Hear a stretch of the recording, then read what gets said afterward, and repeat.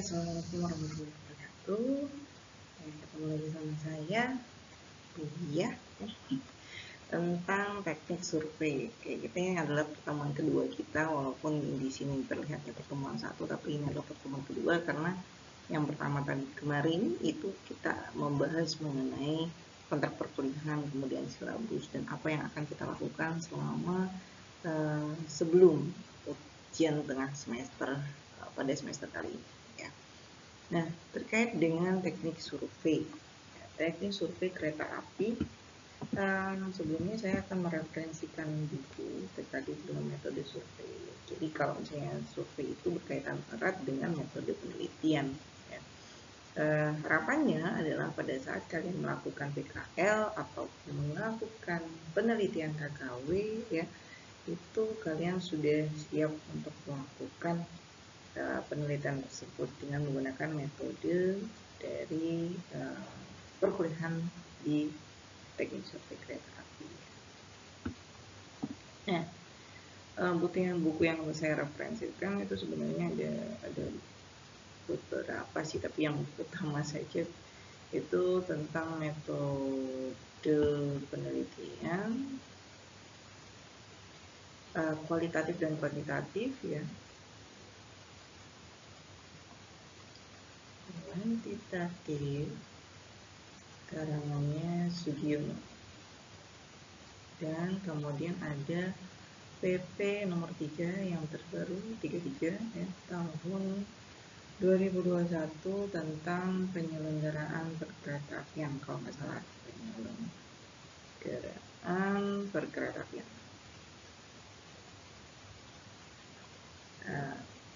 Bisa juga ada buku yang kemarin, tapi saya lupa judulnya apa ya. Itu juga tentang manajemen proyek kereta api, kalau nggak salah ya. Perencanaan kereta api, kalau nggak salah. Saya lupa.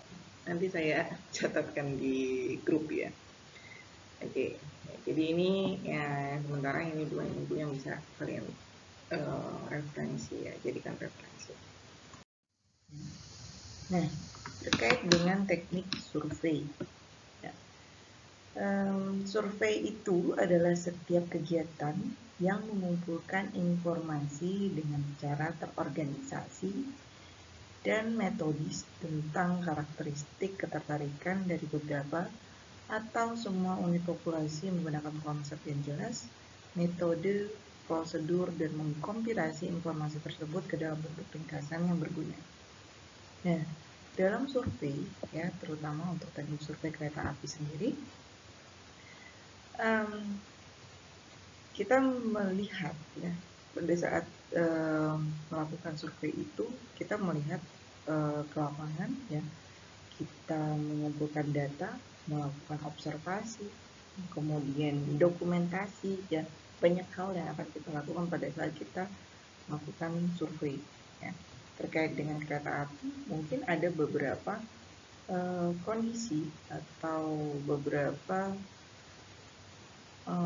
seperti bidang ya, jadi ada bidang pelayanan, bidang jalan rel, kemudian bidang strukturnya seperti apa, mungkin bisa juga dari segi audit ya, dan lain sebagainya.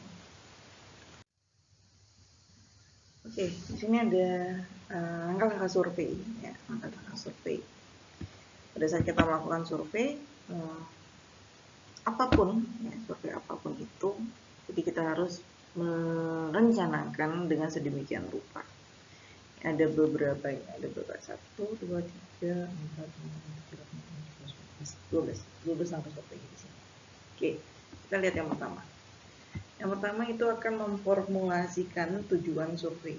Di mana tujuan survei ini sama seperti kita kalau kalian ke STTD, masuk STTD tujuannya buat apa sih? Ya, jangan bohong kalau misalnya kalian tergoda dengan polbitnya ya, dengan ASN ya. Jadi keluar dari sini sudah jadi ASN ya. Itu tujuannya. Mungkin ada beberapa juga yang saya ingin menimba ilmu, memang saya pengen punya pengetahuan pengetahuan atau pengalaman di bidang perkereta apian. Ada juga seperti itu. Ya, tiap orang beda-beda tujuan hidupnya. Nah, sama seperti pada saat kita survei. Survei kita harus punya tujuan. Nah, tujuannya apa? Jangan sampai kita mau ke melaksanakan survei, tapi kita nggak tahu tujuan survei kita di sana apa.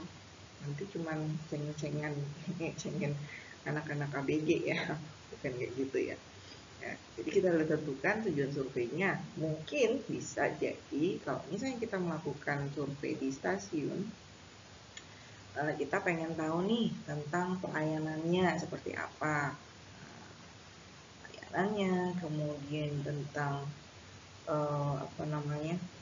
penjadwalannya, ya penjadwalannya seperti apa, kemudian fasilitasnya seperti apa, ya. Kemudian ada lagi tentang struktur jalan relnya seperti apa. Nah, banyak ya tujuannya bisa kita explore di sini ya. Jadi surveinya akan tergantung dari tujuan kita. Kalau kita mau cari tentang tujuannya tentang pelayanan, maka kita bisa berkaitan dengan fasilitas juga. Bisa juga dengan SDM ya. Kemudian bisa juga dengan penjadwalan ya, seperti itu. Jadi kalau misalnya pelayanan ini cakupannya sebenarnya luas ya. Ini ada apa tadi? Struktur pelayanan, penjadwalan, fasilitas, kemudian ada tadi saya sebutin apa ya tadi ya?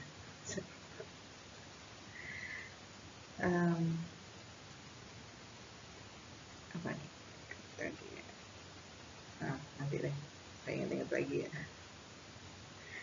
Ya, jadi terkait dengan tujuan survei ya, itu tujuan survei. Jadi ada kita meningkatkan pelayanan atau peningkatan pelayanan, kemudian mengetahui penjadwalan, mengetahui fasilitas yang ada di stasiun tersebut, kemudian bagaimana organisasi yang ada di dalam stasiun, baik itu kepala stasiun, kemudian PPKA-nya dan sebagainya. Ini setelah kita melakukan tujuan survei, ini kan kita sebelumnya kita akan merumuskan masalah ya, merumuskan masalah, maka keluarlah tujuan surveinya.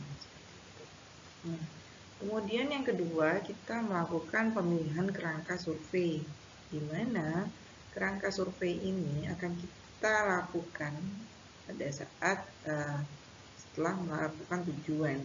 Jadi kita harus tahu dulu informasi ya, informasi terkait dengan stasiun yang akan kita survei ataupun jalan rel yang akan kita survei. Caranya gimana?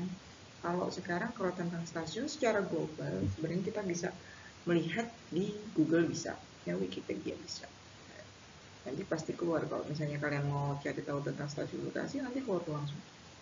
Stasiun Bekasi luasannya di mana, terletak di ketinggian berapa ya, melayani perlintasan apa saja ya, jadwalnya seperti apa, itu ada ya di Google ya, itu informasi secara global. Kemudian bisa juga kalian mencari informasi secara manual, dengan kata lain kalian cari tahu tentang ini mungkin ke kepala stasiun atau orang-orang yang terkait dengan stasiun tersebut ya, ataupun surat kabar ya. Surat kabar sekarang online semua ya, jarang sudah ada yang masih pakai koran ya. Nah, kemudian yang kedua dari kerangka survei ini, kita melakukan penentuan lokasi. Jadi penentuan titik-titik lokasi survei ya. Lokasi survei. Misalkan kalau kita mau tahu tentang layanan, kita mau tahu tentang penumpang nih, penumpang seberapa banyak sih penumpang yang ada di yang dapat dilayani oleh stasiun tersebut. Kalian bisa berdiri di pintu masuk ataupun pintu keluar ya, ataupun di dalam kereta apinya ya, di keretanya. Di keretanya nanti kalian bisa sambil wawancara, sambil membagikan kuesioner, bisa sambil melihat fasilitas juga yang ada di dalamnya baik atau tidak, seperti itu. Jadi kita menentukan lokasi surveinya di mana saja. Kemudian kemudian kita menentukan petugas surveinya siapa aja. Nah, siapa nanti yang bertugas di kereta, siapa nanti yang bertugas berdiri di depan stasiun ya. Berdirinya buat survei ya, bukan buat nongkrong ya. Kemudian apa lagi ya? Nah, kita menentukan siapa koordinatornya, koordinator tim. Koordinator tim. Jadi kalau misalnya yang bertanggung jawab nanti akan siapa, ya ditunjuk siapa. Kemudian kita membuat form survei. Penentuan form surveinya seperti apa ya? Literaturnya apa saja. Jadi kita punya tinjauan pustaka ya, tinjauan pustaka di sini kita harus lihat dulu dasarnya apa kita melakukan survei itu ya, terkait ini nanti penentuannya seperti apa ya, itu penting. Kemudian kita menentukan desain sampel, penentuan desain sampel. Sampel ini contoh ya, istilahnya tuh sebagian populasi yang mewakili dari penelitian yang akan kita tinjau. Jadi istilahnya tuh kalau kita punya populasi misalkan 100 gitu, 100 orang populasi di situ yang akan kita jadikan sampel. Kalau dia 100, ini ada beberapa teori statistik yang seperti itu. Saya belum terlalu hafal untuk teori statistik seperti apa. Tapi ada yang melibatkan hanya 10% sampai dengan 30% dari jumlah populasi. Jadi misalkan kita punya populasi 100, maka 30% dari jumlah populasi ada 30 orang. Jadi 30 orang itu yang akan kita tinjau, kita buatkan seperti survei ya. Bukan seperti, memang survei. Kita survei itu 30 orang itu yang akan kita survei ya. Jadi kalau populasi itu keseluruhan, tapi kalau sampel itu ada sebagiannya. Nah, sampelnya pun kita tentukan. Nah, kalau misalnya di statistik itu ada malah kalau dia sampelnya yang banyak ya, ada menggunakan beberapa metode juga statistiknya, ada metode sloping, kemudian dari statistik ya, apa ya, itu banyak ya, banyak. Nanti coba kita cek. Kemudian ada desain kuesioner. Nah, desain kuesioner ini kita akan membuat mendesainkan banyak jenis kuesioner. Kuesioner ini bisa kita bagi juga ya. Kalau misalnya penelitian itu ada dua metode sebenarnya, ada metode kualitatif, kemudian dan kuantitatif. Gimana sih yang kualitatif ini? Kalau yang kualitatif itu biasanya dia berupa narasi deskriptif ya, deskripsi ya. Mungkin ada beberapa juga tentang angka, tapi tidak keseluruhan angka, dan itu lebih banyak kalau diperuntukkan untuk bidang-bidang sosial ataupun bidang psikolog kayak gitu ya. Kalau kalian seperti pernah lihat atau sering lihat, kalau misalnya psikolog itu kan seringkali kita melihat memperhatikan dulu gitu. Memperhatikan, kemudian observasi ya istilahnya. Itu nanti secara setelah selesai pengamatan, maka dia akan melakukan analisis terkait ini dengan menggunakan kata-kata, dideskripsikan apa yang terjadi. Seperti misalkan kalau misalnya psikolog mau melihat anak kecil tuh, anak kecil tentang tumbuh kembangnya. Anak ini sukanya lari-lari gitu kan, sukanya nggak mau diem, anaknya hiperaktif gitu kan, kemudian suka mengepak-ngepakkan tangan gitu kan. Indikasinya akan seperti apa? Maka dia akan membuatkan narasinya mungkin terkait dengan tumbuh kembangnya seperti apa, dan akan ada kesimpulan di sana. Nah, bagaimana dengan metode kuantitatif? Kalau kuantitatif biasanya kita gunakan untuk dari bidang teknik ya, atau yang melakukan analisis data atau yang kepastian data. Ya. Jadi istilahnya itu berupa angka.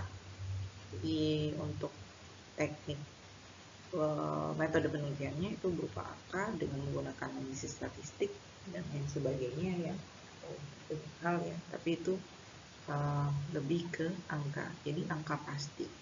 Jadi nanti ternyata ini jumlah penduduknya ada 1 juta sekian, itu udah angka setelah disurvei. Nah, kemudian ada pengumpulan data. Nah, data ini berkaitan ya. Data itu ada, kalau kita mau penelitian, ada data primer, ada data sekunder. Data primer itu adalah data yang kita dapatkan saat itu ya, secara langsung survei.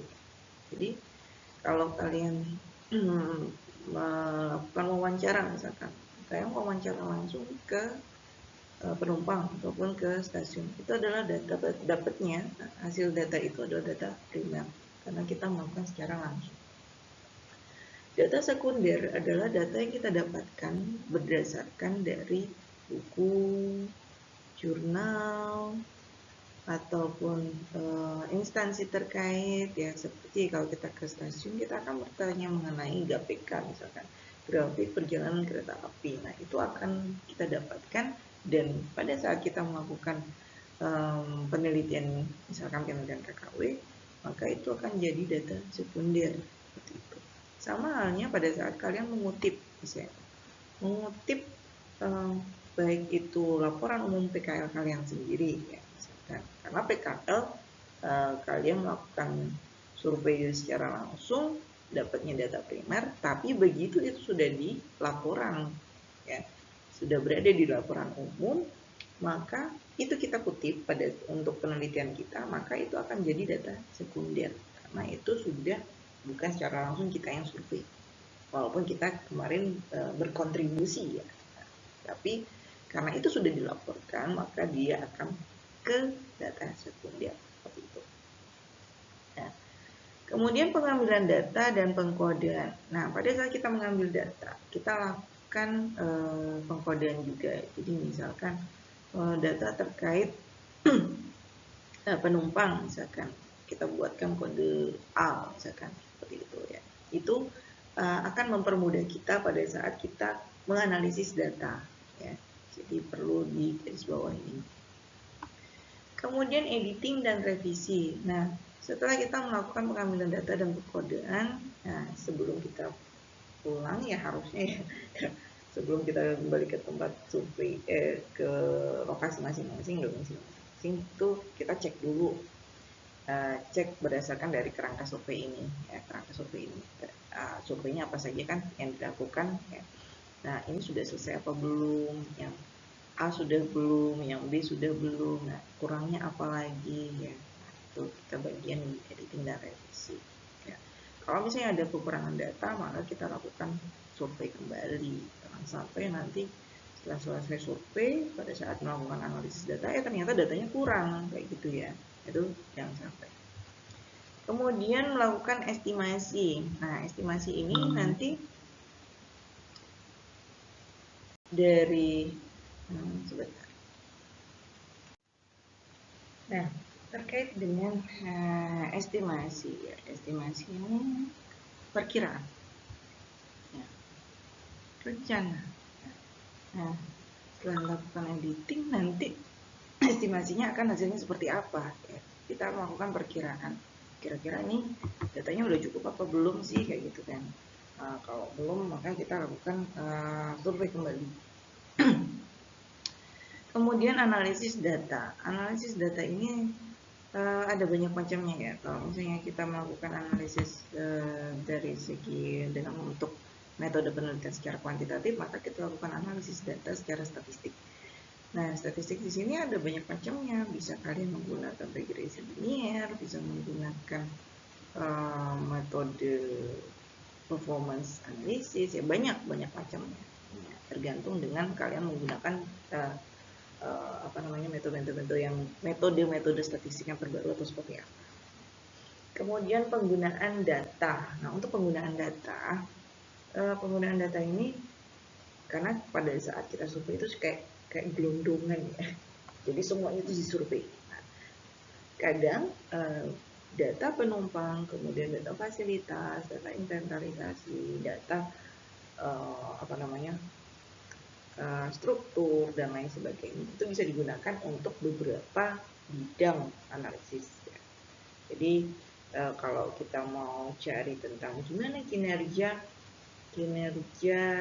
stasiun Bekasi seperti apa, maka yang akan kita perlukan ada data penumpang ya, bisa data fasilitas atau inventarisasi ya, bisa juga data dari penjadwalan ya itu tiga itu bisa di mix, nanti kita akan mendapatkan hasil ternyata kinerjanya baik ya, performanya baik setelah dilakukan analisis data yang secara statistik tadi ya.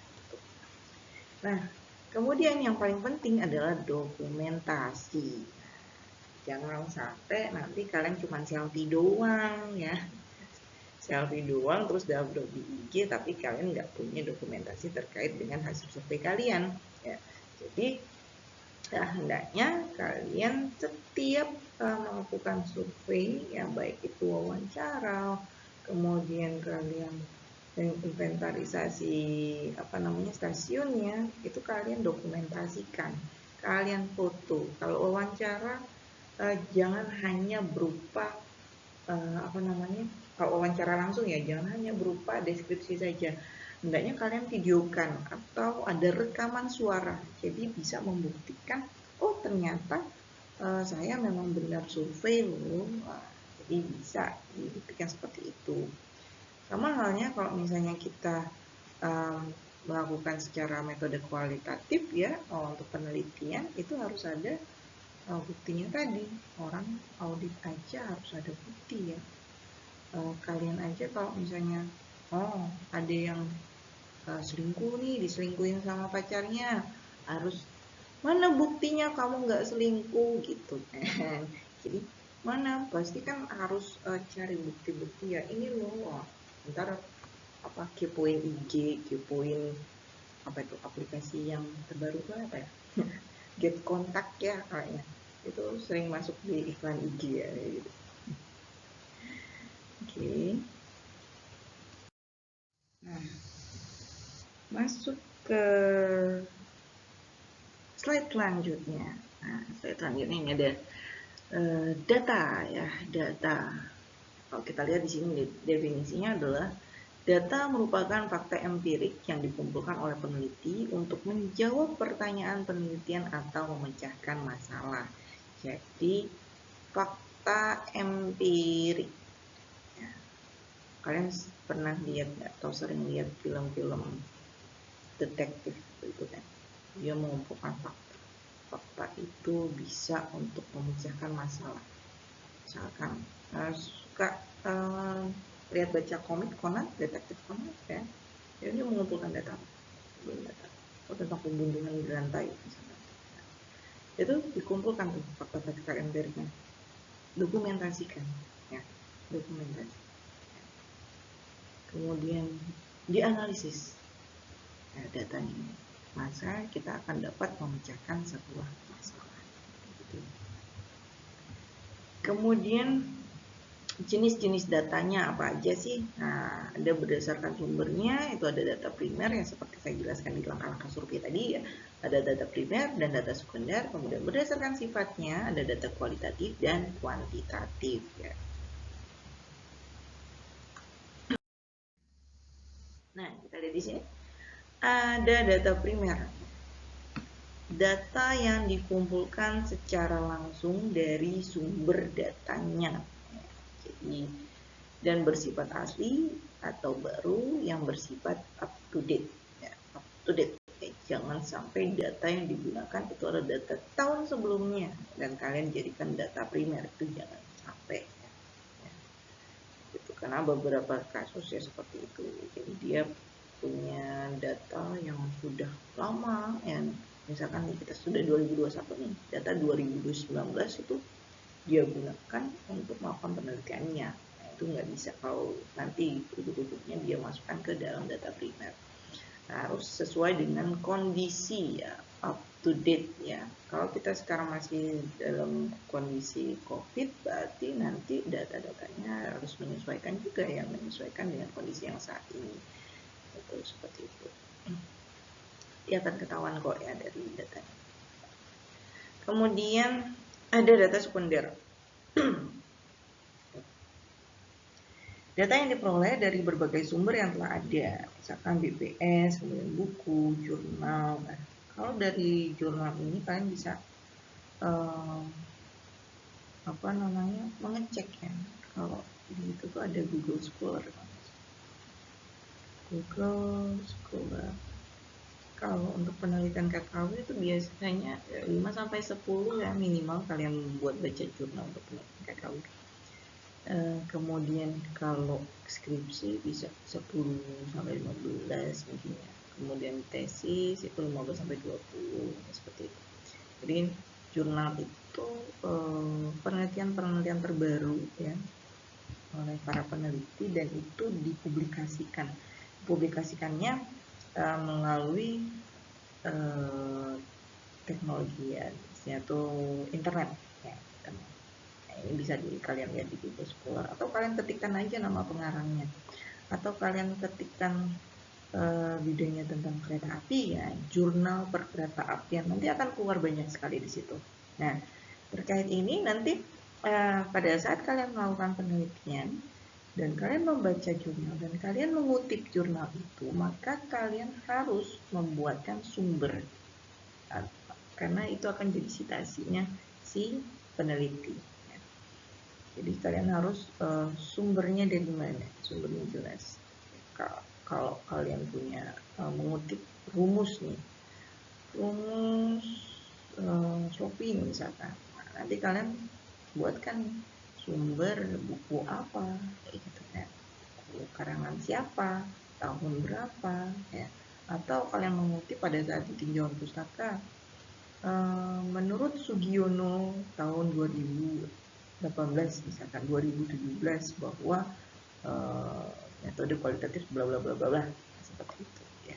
Jadi harus ada keterangannya ya. Ini nanti kalian ketikkan aja, ketikkan nama saya juga bisa di situ atau ketikkan nama kalian ya, nanti presenya ada. Ini satu hal, kalau misalnya kalian mau kepo sama orang ketikkan aja namanya di Google, nanti akan keluar semua track recordnya, dia IG-nya apa, Facebooknya apa, dia sudah lulusan mana, kan biasanya suka terrecord, apalagi kalau misalnya dia yang kayak PNS ataupun yang pernah lulus dalam satu ujian ya, gitu. Ujiannya ujian tahap nasional ya, kayak misalkan SMPBTN ya, SPMB lah kalau dulu zaman saya bilangnya SPMB. Nah, itu SPMB itu nanti kelihatan nih yang lulus siapa aja, dari universitas yang lulus siapa aja. Kalau kalian mau lihat nama kalian pernah lulus di SCTD, berarti itu nanti akan terrecord di Google. Nah, selanjutnya ini ada data kuantitatif dan kualitatif. Data kualitatif merupakan data yang dalam bentuk selain angka-angka. Ya, tadi sudah saya bilang. Misalkan perkataan, rekaman video, gambar data dalam bentuk bilangan atau angka. Gambar ya. Ini yang ini. Nah, data kuantitatif merupakan data dalam bentuk bilangan atau angka. Jadi kalau kita mau cari tentang kepastian, misalnya, ini sebenarnya ini pasti. Jadi bidangnya lebih ke analisis bidang teknik, bidang statistik, bidang eksak ya. Eksak itu kebanyakan. Tapi kalau sosial, kemudian kedokteran pun itu banyak seperti ini. Ya. Kalau kalian itu ke dokter, check up ke dokter, pasti dokter akan melakukan observasi. Sakitnya di mana? Misalkan kalian dengan kondisi sakit perutnya nanti dicek sama dokter. Dokternya akan lakukan observasi. Pencet sebelah kanan nggak sakit, di tengah nggak sakit, pasti sebelah kiri kalian langsung aduh gitu ya. Gitu. Nah itu sakit, maka dokter akan indikasi. Nah otaknya langsung kayak komputer gitu, ternyata indikasinya dia sakit perut sebelah kiri. Pas dipencet yang sebelah yang bagian atas nggak sakit, yang sebelah kiri bawah sakit. Oh ternyata kalau yang sebelah kiri bawah akan ada indikasi terkait dengan mungkin usus, hati, ataupun organ-organ yang di bagian sebelah kiri bawah, mungkin ya seperti itu. Nah kalau masih sudah terlihat seperti itu, maka dilihat lagi nih intensitasnya berapa lama nih. Intensitasnya mungkin bisa 5 menit sekali, atau 1 jam sekali, atau 2 menit sekali, kayak gitu kan. Nah itu nanti di runut sama dokternya, dan dokter akan mencatat, atau bisa berupa dengan rekaman video sama dokter yang nanti akan dibuktikan seperti itu. Nah ini teknik pengumpulan data. Yang pertama itu observasi, kemudian komunikasi, pengukuran sosiometris, dokumenter. Coba kita lihat yang satu. Nah, observasi. Nah, ini tadi yang seperti saya bicarakan tentang dokter tadi ya. Jadi, pengamatan dan pencatatan secara sistematik terhadap unsur-unsur yang tampak dalam suatu gejala atau gejala-gejala dalam objek penelitian. Misalkan kalau misalnya kita mau meneliti tentang kecelakaan, misalnya itu jadinya kayak audit ya, audit investigasi kecelakaan. Nah, itu juga bisa diteliti.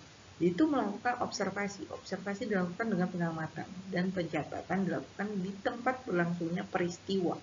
Jadi pada saat kita melakukan observasi langsung, ya, jadi objek yang diteliti itu bersama dengan kita akan memfoto, mendokumentasikan, ya. Makanya kalau misalnya kita ada investigasi kecelakaan itu, kita lihat, oh korban jiwanya berapa, benar nggak ini? Korban meninggal berapa? Kalian kalau melihat polisi melakukan kayak detektif kayak gitu ya, itu foto-foto tentang pembunuhan dan lain sebagainya, seremnya. Itu observasi ya. Kemudian observasi tidak langsung dilakukan tidak pada saat berlangsungnya peristiwa. Jadi dia kejadiannya udah kemarin, maka dia melakukan observasi kembali. Jadi dia akan melakukan survei di situ, observasi ke tempat kejadian perkara, tapi tidak pada saat kejadian berlangsung. Kalau kejadian berlangsung bisa jadi pada saat 1 jam setelah kejadian kita langsung ke sana. Jadi belum ada orang yang melihat tempat kejadian perkara. Kalau misalnya dia sudah besoknya, berarti TKP-nya udah dikuasai orang juga ya. Seperti itu. Misalkan. Nah, kemudian ada komunikasi. Komunikasi ada dua, komunikasi langsung dan komunikasi tidak langsung. Ada berupa wawancara dan angket atau kuesioner. Kebanyakan kalau untuk wawancara langsung biasanya kita melakukan kalau di stasiun ya, dengan petugas stasiunnya ya, ditanyakan, kemudian dengan penumpang ya ditanya, ini Bu, nah ini fasilitasnya apa saja sih, kira-kira enak nggak sih, nyaman nggak sih Bu naik kereta ini, naik KRL ini, adem nggak gitu kan, nanyanya secara langsung kayak gitu kan bisa. Kemudian ini bisa juga kayak reporter ya, kalau secara formalnya dia akan bagaimana, jadi susunan pertanyaannya sudah ada sedemikian rupa, tapi kita tanyakan kembali seperti itu, nanti dia akan kita akan merekam gitu kayak video seperti itu. Kemudian ada komunikasi tidak langsung, angket atau kuesioner. Nah ini banyak sekali. Kalau misalnya sekarang itu penelitian kebanyakan dilakukan dengan cara seperti ini, menyebarkan angket ataupun kuesioner. Berkembang teknologi ya, ada Google Form ya, itu banyak ya. Kemarin skripsi melakukan penelitian, kemudian kita mengisi angket atau kuesioner dari Google Form itu.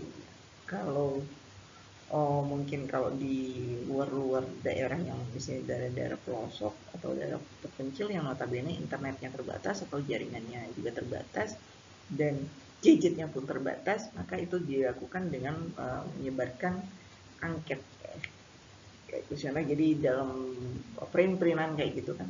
Kalau dulu sih sering ya kita dikasih, oh Bu tolong ya Bu isi, nanti dimasukkan di kotak saran seperti itu ya, atau nanti dikumpulkan kembali langsung. Nah, di sini ada jenis wawancara. Jenis wawancara ini ada wawancara terstruktur ya, dan wawancara tak berstruktur.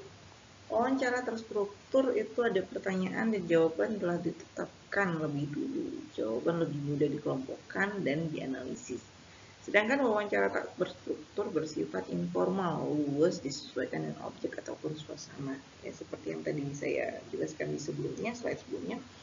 Terkait dengan ini, kalau terstruktur itu sama kayak kalau kita punya reporter aja, melihat reporter di TV ya, pasti akan ada beberapa pertanyaan yang sudah dia buat ya, isi kepeannya ya. Kepeannya nanti dia lihat bagaimana kondisi saat Idul Fitri kayak gitu kan, penumpangnya membludak atau tidak, dia akan mengajak seperti itu. Tapi kalau wawancara tak berstruktur sambil duduk pun kita bisa nanyain penumpang, gimana Bu di sini? Coba biasanya setiap hari naik KRL atau enggak gitu kan. Kemudian berapa kali Bu intensitasnya Ibu naik KRL setiap hari? Kan jawabnya kan Bu, 2 kali katanya, pergi dan pulang kayak, karena rumah saya di Bekasi, kemudian saya kerjanya di Jakarta misalnya seperti itu. Nah, itu bisa kita kan, berarti itu adalah wawancara tak berstruktur. Masukkan objek dan suasana. Nah, di sini ada klasifikasi kuesioner. Klasifikasi kuesioner yang ada kuesioner tertutup, kemudian terbuka, kombinasi, dan semi terbuka. Coba kita lihat satu-satu. Kuesioner tertutup, setiap pertanyaan telah disertai sejumlah pilihan jawaban. Ya. Responden hanya memilih jawaban yang paling sesuai. Nah, ini kalian pernah lihat nggak kuesioner ini? Jadi pertanyaannya itu akan ada ya, tidak, ragu-ragu, misalkan seperti itu, atau ada angka 1, 2, 3, 4, 5, di mana ini tidak puas, kurang puas, cukup gitu, puas, dan sangat puas gitu ya, gitu. Nah, ini di sini. Jadi dia pertanyaan disertai jumlah pilihan jawaban. Jadi kita hanya memilih angka ini atau ini, kata-kata hanya seperti itu saja. Ya. Itu kuesioner tertutup. Kemudian kuesioner terbuka. Satu lagi sih. Ini nanti kalau misalnya sudah ada ini akan ada pembobotan nilai. Ya, nilai di sini. Sedangkan ya itu ada angkanya, kita menempati posisi 4, tidak itu posisi 2, misalkan 3, ini nilainya 1. Ya, dia ada nilai pembobotannya. Kemudian kuesioner terbuka, jawaban bebas menurut responden. Nah, ini seperti esai. Jadi kayak kalau kalian ujian itu jawabannya adalah esai. Esai berstruktur mungkin ya. Ya, kalau misalnya dosen-dosen tertentu kasih ujian, soalnya cukup satu soalnya gitu kan. Tapi runtutannya banyak. 1A, B, C, D, E sampai J. Sama aja ya 10 soal ya kayak gitu ya. Oke, nah ini ya, jadi kalau misalnya dia kuesioner terbuka, jawabannya bebas menurut responden. Misalkan pertanyaan seperti ini. Bagaimana kondisi fasilitasnya? Nah, fasilitasnya nanti dibuatlah sama yang penjawabnya. Fasilitasnya jelek gitu, kurang bersih kayak gitu kan, kurang banyak airnya kayak gitu, misalkan tentang toilet kayak gitu. Nah itu jawabannya bebas.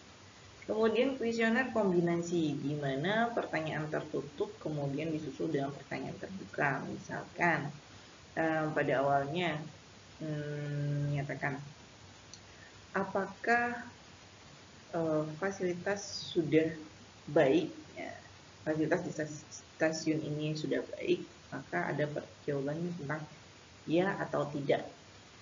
Nanti setelah jawaban itu ada pertanyaan lagi, apabila iya, jelaskan alasannya. Nah, itu kombinasi ya, pertanyaan tertutup kemudian terbuka. Nah, kemudian bagaimana dengan kuesioner semi terbuka? Kalau semi terbuka ini dia pertanyaan yang jawabannya telah tersusun rapi tetapi masih ada kemungkinan tambahan jawaban. Jadi dia sudah disediakan berupa pilihan ganda akan tetapi ada diberikan tempat kosong. Jadi memungkinkan untuk dia menjawab sesuai dengan pendapatnya dia sendiri. Misalkan ada fasilitas apa saja, misalkan fasilitas apa saja yang ada di stasiun. Jawabannya mungkin ada ada ruang tunggu gitu ya, misalkan kemudian parkir, musola. Nah, dan di bawahnya ada kata-kata lainnya. Nah, lainnya ini akan kita isikan. Ini akan jadi kuesioner semi terbuka. Jawabannya seperti itu. Oke. Untuk populasi dan sampel. Populasi sampel. Ya. Populasi dan sampel. Jadi ada beberapa metode pengumpulan data. Jadi ada metode populasi, metode sampel, metode pengambilan sampel yang tidak jelas populasinya. Bukan tidak jelas lain-lainnya ya, tidak jelas populasi.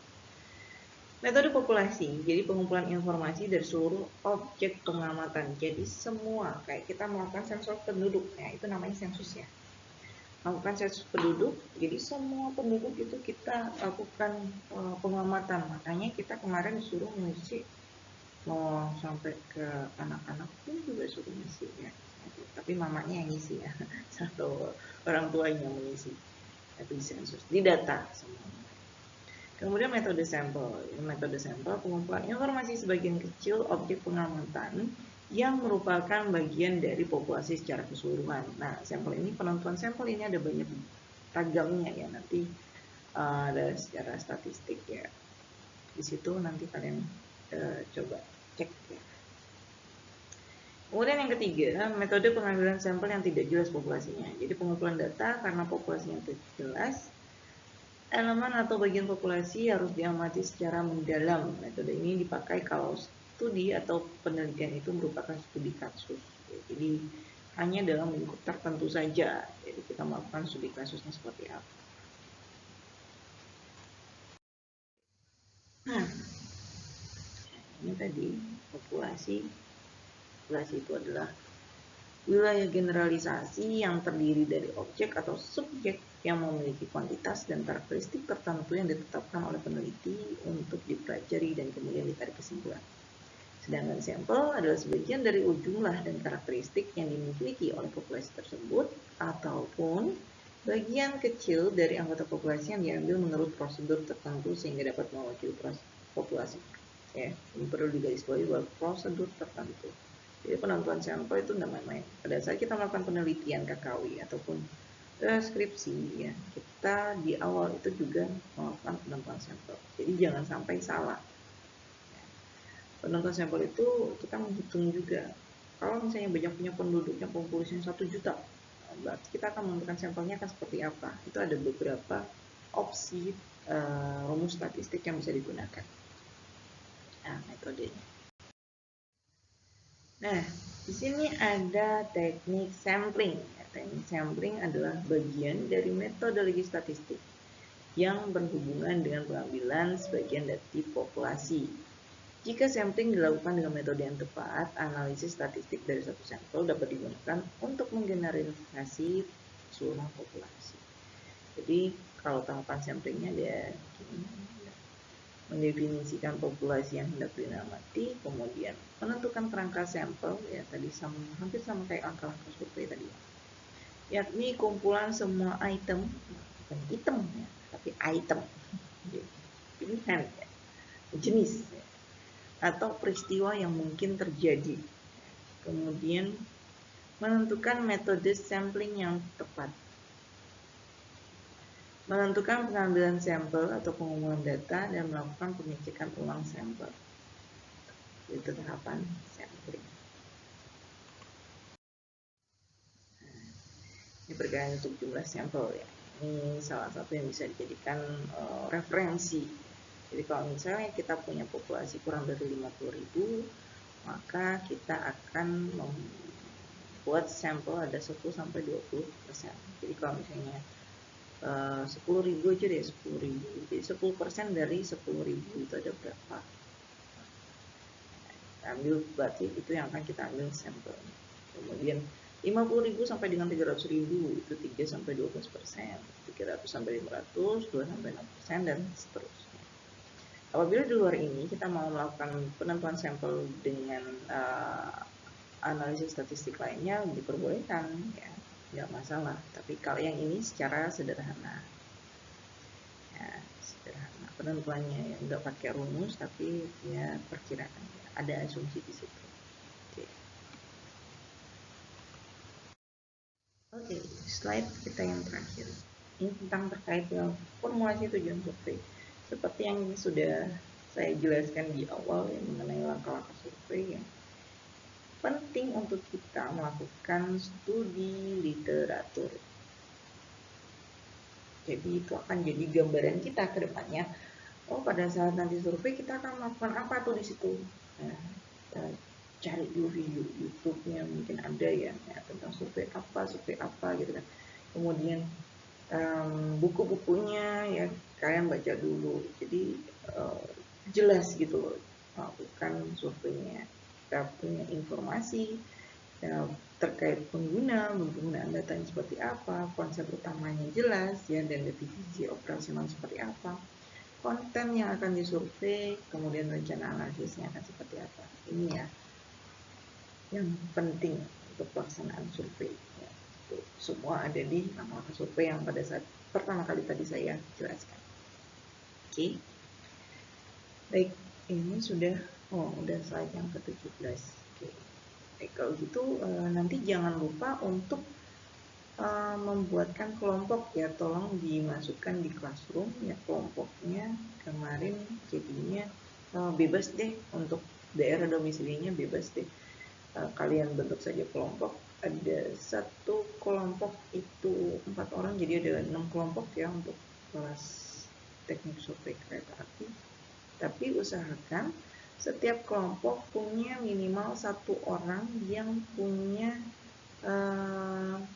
daerah yang akan disurvei. Selain itu, misalkan kita melihat tentang kereta api, maka boleh jadi rumahnya dekat dengan stasiun, ataupun dekat dengan balai perawatan, ataupun depo, ataupun balai jasa ya, ataupun bisa perlintasan sebidang pun juga boleh ya. Jadi minimal ada 1 orang yang wilayahnya berdekatan dengan lokasi survei ya, seperti itu. Selebihnya nanti yang lain mengikut.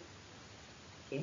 Dan jangan lupa untuk nanti membuatkan surat ya terkait untuk survei kereta api ini. Oke, sampai di sini jelas ya. Oke.